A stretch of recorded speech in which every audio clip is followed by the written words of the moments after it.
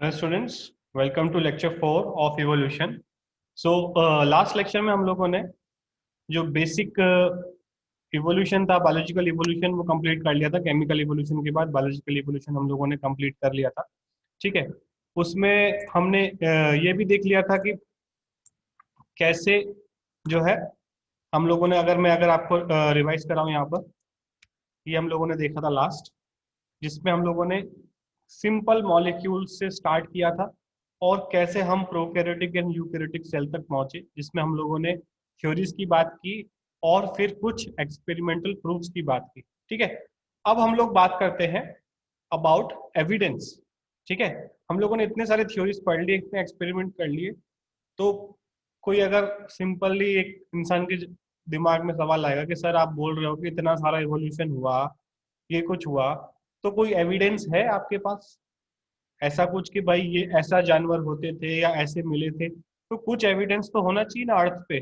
जब इतने सारे जानवर, इतने सारे ऑर्गेनिज्म अर्थ पे आए, एक्सटिंक्ट हुए, तो कुछ तो छोड़ के गए होंगे। तो कहीं ना कहीं ये टॉपिक बहुत इंपॉर्टेंट है कि क्या एविडेंसेस हैं एवोल्यूशन के।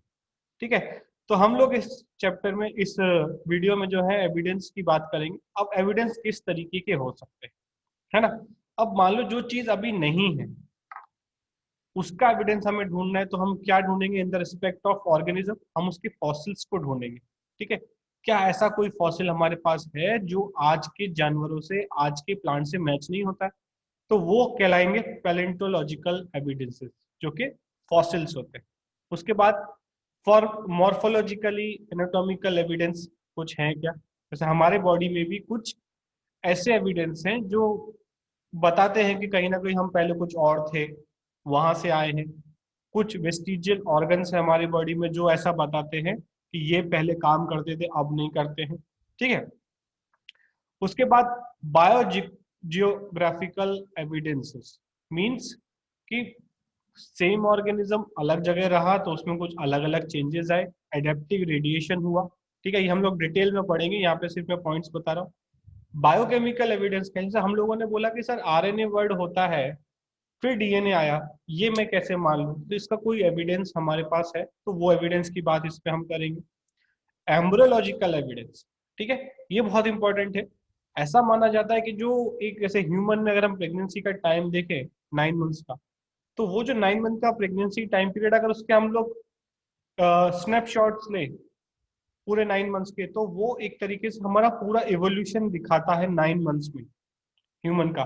उसमें वो फिश जैसा भी दिखता है, थोड़े कुछ स्टेजेस में रेप्टाइल जैसा दिखता है, कुछ स्टेज में एम्फीबियंस जैसा दिखता है। वो एक तरह से एक थ्योरी है जिसमें ये बताता है कि वो जो 9 मंथ्स है, वो पूरा जो हजारों साल का जो हमारा इवोल्यूशन है उसको जो है वो मिमिक करता है, वो ऐसा दिखाता है। ठीक है। एक शॉर्ट फिल्म जैसे, जैसे हम बनाते हैं बहुत बड़ी स्टोरी पे, हम एक शॉर्ट फिल्म बना रहे हैं, उसी तरीके से ये जो प्रेगनेंसी टाइम होता है वो बताता है, उसको हम एम्ब्रियोलॉजिकल एविडेंसेस पे रखते हैं।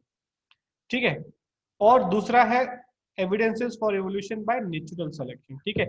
नेचुरल सिलेक्शन मींस, हम एक थ्योरी पहले भी पढ़ते आए हैं, पहले भी आप लोगों ने सुना होगा, survival of the fittest. Fittest in the sense of body में फिट नहीं, सब तरीके में जो फिट रहा वो सरवाइव किया। जो फिट नहीं था उस समय, मेंटली, फिजिकली, फूड के अकॉर्डिंग, वो एक्सटिंक्ट हो गया। ठीक है। तो वो आता है नेचुरल सिलेक्शन। ठीक है। तो इन सब के एविडेंस जो है हम लोग देखेंगे। ठीक है। और सब में से क्वेश्चन आए हुए हैं, तो हर एविडेंस पे हम पे ध्यान देना है। एटलीस्ट जो भी एनसीईआरटी में दिए हुए हैं वो तो हमको ध्यान से अच्छी तरीके से समझ लेना। ठीक है। तो एक एक करके हम इसको स्टार्ट करते हैं। सबसे पहले हमारा आता है पैलेंटोलॉजिकल एविडेंसेस। ठीक है। Palaeontology is the study of fossils. ठीक है। ये हमको याद रखना है कि पैलेंटोलॉजी मतलब स्टडी ऑफ फॉसिल्स।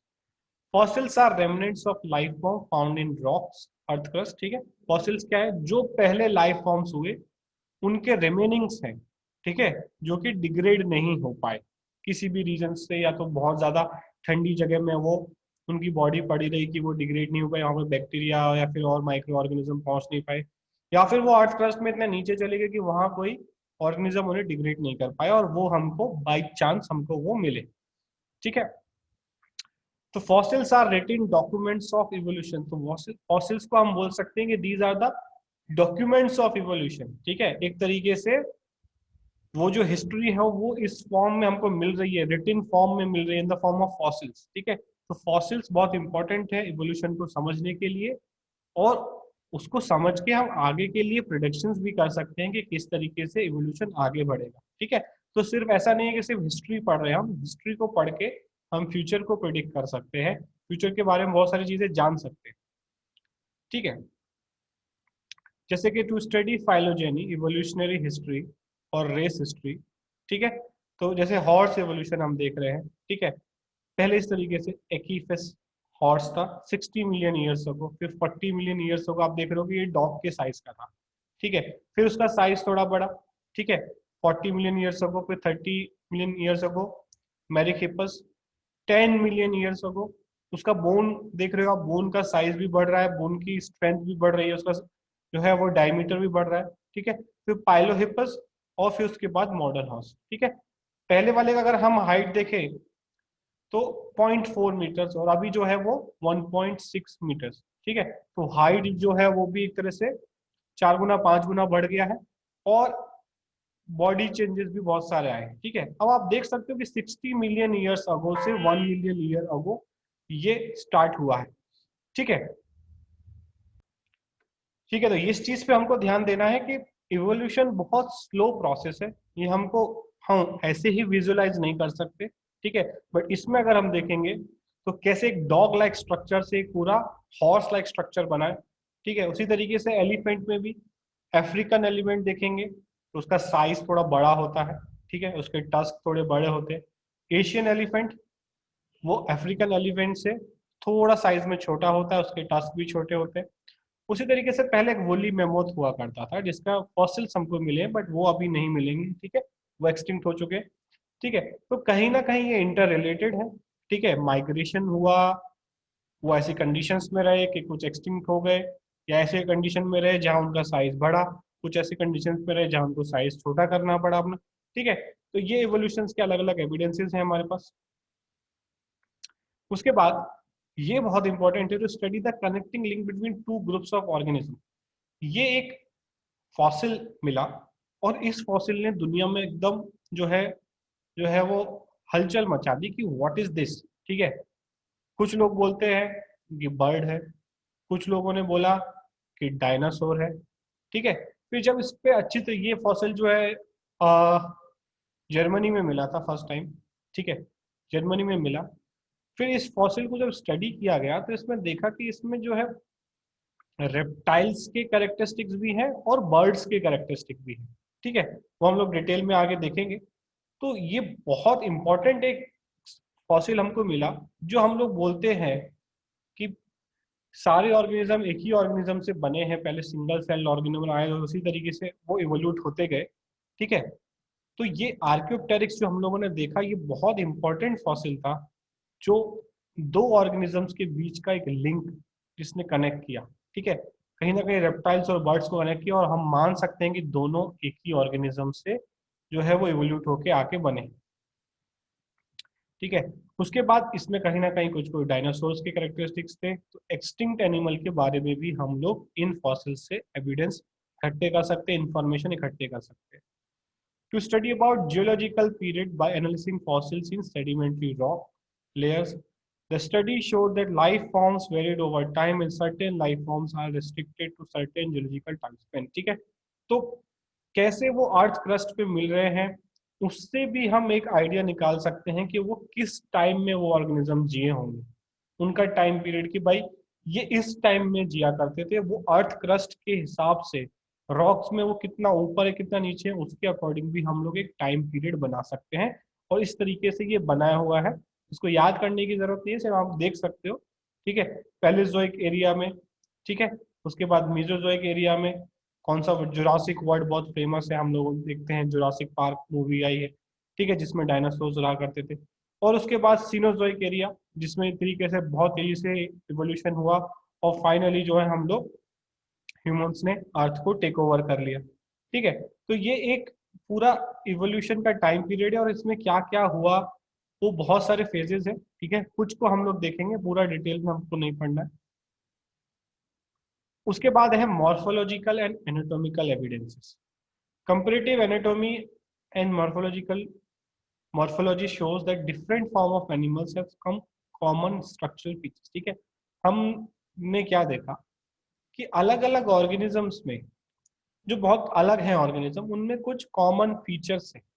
जैसे सबसे इंपॉर्टेंट, ये शायद पहले भी आप लोगों ने पढ़ा होगा, होमोलोगस ऑर्गन्स एंड होमोलॉजी। ठीक है, और उसी के जैसा दूसरा है एनालॉगस ऑर्गन्स। ठीक है, और एनालॉजी, उस स्टडी को हम एनालॉजी बोलते हैं।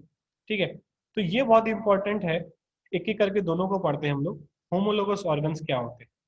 The organs having fundamental similarity in structure and origin but different functions. ठीक है, स्ट्रक्चर एंड ऑरिजिन सेम है बट फंक्शन अलग है। ठीक है, इसको हम बोलते हैं होमोलॉजी, और इन ऑर्गन्स को हम बोलते हैं होमोलोगस ऑर्गन। अब इसके एग्जांपल्स क्या है? Human hand, whales, flippers, bat wings, cheetah's foot. These these four limbs have different function but similar anatomical structure such as bones। ठीक है, इनके बोन्स एक जैसे हैं। ठीक है, उसमें humerus, radius, ulna carpals, metacarpals. ठीक है, ये सारे हैं। क्या होमोलोगस ऑर्गन का हम लोगों ने डेफिनेशन क्या जाना? Similar in structure and origin but function अलग है। ठीक है, ह्यूमन हैंड का फंक्शन कुछ और है और चीता के लेग का फंक्शन कुछ और है। ठीक है, चीता के फुट का फंक्शन उसको दौड़ने में हेल्प करता है, ह्यूमन हैंड डिफरेंट फंक्शन में काम करता है। ठीक है, तो ये होमोलोगस ऑर्गन हो गए। Homology also seen in heart and brain. ठीक है, heart of vertebrates, fish, amphibian, उसमें भी हमें होमोलॉजी देखने को मिली। ठीक है, ब्रेन और वर्टिब्रेट्स में हमको होमोलॉजी देखने को मिलती है। उसके बाद प्लांट्स की बात करेंगे तो थॉर्न्स एंड टेंडिल्स ऑफ बोगेनविलिया। ठीक है, दीज आर होमोलोगस ऑर्गन्स, ये बहुत इंपॉर्टेंट है। और बात करें तो origin of homologous organ is due to divergent evolution। देखो, evolution दो तरीके के होते हैं, divergent and convergent। Divergent evolution is the evolution by which related species become less similar to survive and adapt in different। related species थी, वो अलग अलग जगह पहुंची और अलग अलग तरीके से वो अडेप्ट की। इसलिए ऑर्गन्स स्टार्टिंग में तो सेम थे बट थोड़े थोड़े बदलते गए। ठीक है, जो हाथ का फंक्शन था वो फुट में आ गया, उस तरीके से ये डाइवर्ट होते गए।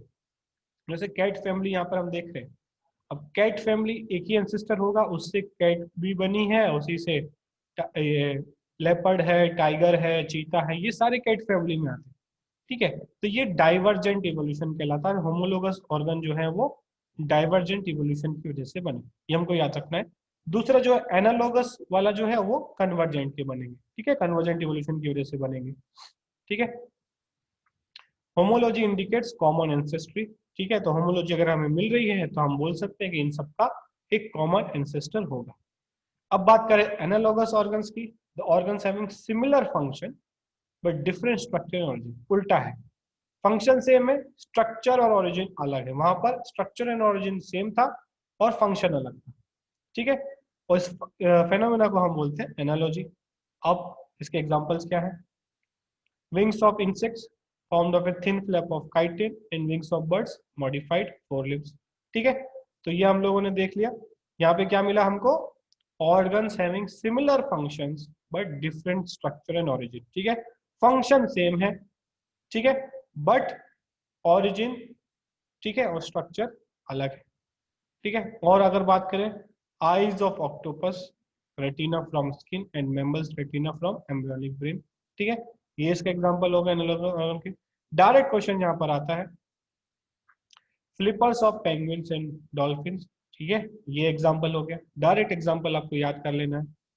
स्वीट प्लांट के केस की बात करें, स्वीट पोटैटो एंड पोटैटो।